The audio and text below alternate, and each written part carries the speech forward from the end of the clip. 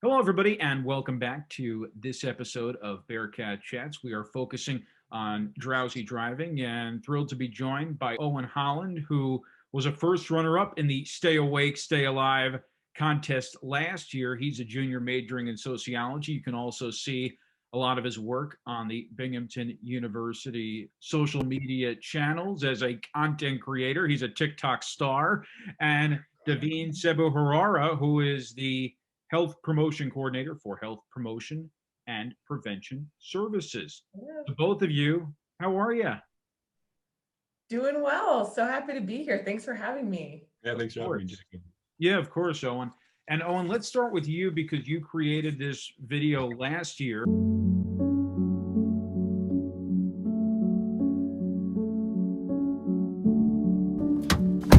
Yeah, I definitely want to make it there tonight.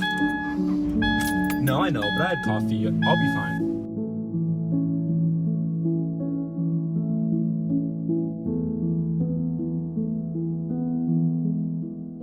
Hey, boy. We're home. Yeah, that's my dog Cooper, and I was happy that he ended up being the star of it. Even on the website, he's actually the thumbnail. So I was proud of him. I feel like he made the video a little bit. Hey, well, you know what? The thing is, Owen, like it's a 25-second video, but you're hitting on a lot of emotional points there, and it's capped off by you think of the most comforting thing is coming home and Yeah. seeing your dog. Exactly. Yeah, your dog's happy to see you. Your dog wants you to make it home. Exactly. Tell me how you put this all together and filmed it.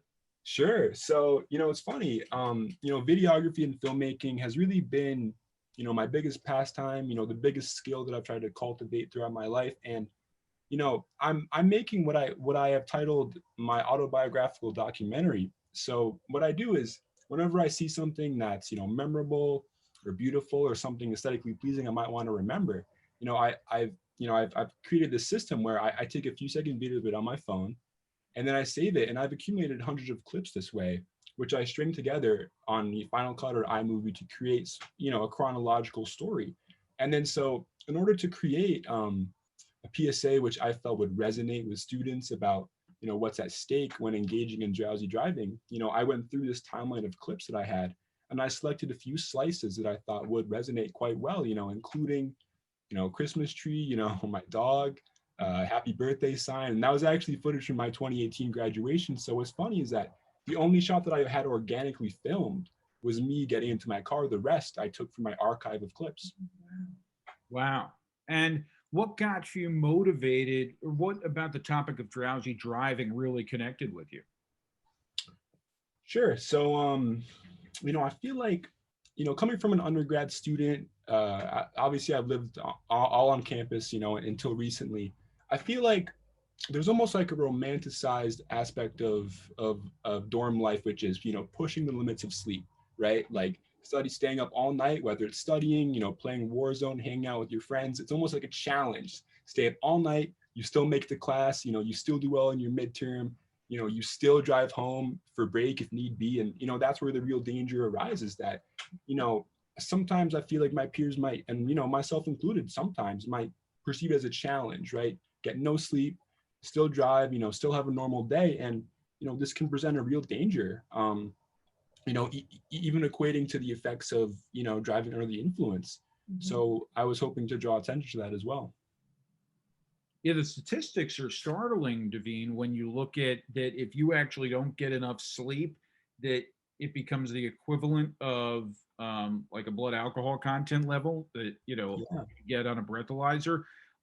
What about this topic, Daveen, is so important that led to the creation of this contest? Yeah. So for us, what we believe, and this is a partnership with the New York State Department of Health, as well as the New York State Governor Traffic Safety Committee.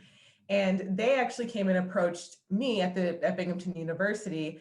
And so they focus on drowsy driving across the state and with schools like K through 12 schools, and they have just started reaching out to college age students because this is a population that is high at risk for drowsy driving accidents for a combination of reasons, some that Owen pointed out. You know, they're staying up late, they're kind of pushing their limits, seeing how much they can do with as little amount of sleep as possible, including driving, whether that's driving home. Some students are as far as, you know, Long Island, driving by themselves.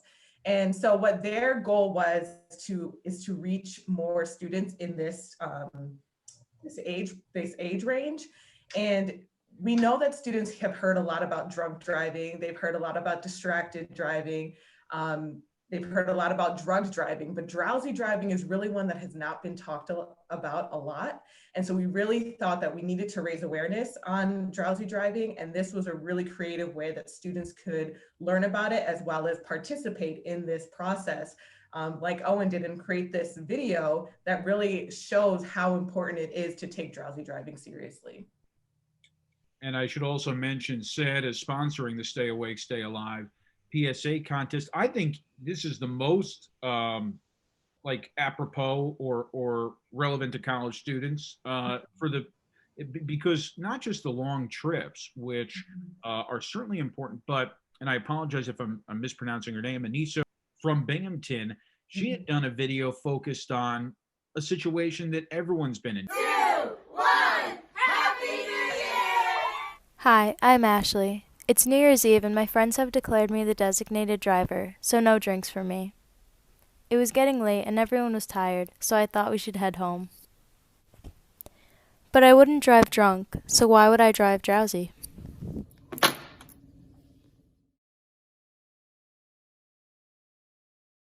Yeah, so, you know, really planning ahead is really important. And it's so interesting. Anissa's video, you know, highlighted that, you know, I wouldn't drive drunk. Why would I drive drowsy? So I think, you know, part of it is just raising awareness that if you're tired, it's just as bad as being drunk. So if you're tired, have a backup plan. If you can stay at that friend's house for the night, just go ahead and get some sleep, wake up early, and you can drive everybody home that next day. You know, I think really having a plan is the most important thing, because sometimes you just don't know how tired you are. And, you know, if you get stuck in a situation, you know, it's really difficult to try and come up with a plan in the moment. Daveen, what can you, let's dispel some myths here. And we've all been guilty of thinking that these things will help. Loud music, another iced coffee from Wawa. Right. Opening the windows because the air is gonna, you know, really give me that jolt of energy. Right. These things do not work. Correct. Those things do not work. And if we want to equate it to drunk driving, like we were talking about before, the only thing that can help you is time. So getting your BAC down time is the only thing that's going to help. For drowsy driving, the only thing that's going to help is getting more sleep. So, you know, one strategy also is taking a quick nap, which is something that Owen also highlighted in his video. Yeah. And a quick power nap, 20 to 30 minutes, can really give you enough energy, especially if you're getting towards the end of your drive, just to re-energize you to make it home safe to your family and friends. And I know it's better to be in like a public area, but, you know the trip. I'm from Long Island. So if you're coming up to Binghamton, you can go through Pennsylvania, you can get a rest area wherever you can find, as long as you're, you know, visible enough, that's right. Good. Exactly.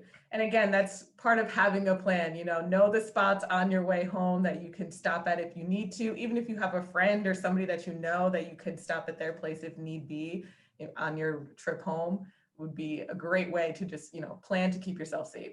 And Daveen, what are we looking at for this time around with the contest? I know maybe there's not firm dates yet, but that it's going to be happening and that students have a way to get involved.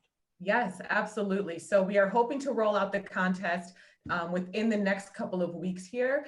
So we'll be making an announcement about all of the details of the PSA contest. So it'll be very similar, you know, submitting a probably 25, maybe 30-second PSA contest video showing, talking about drowsy driving and, you know, getting as creative as you can to really just highlight the importance of being aware of drowsy driving and doing what you can to keep you and your friends safe.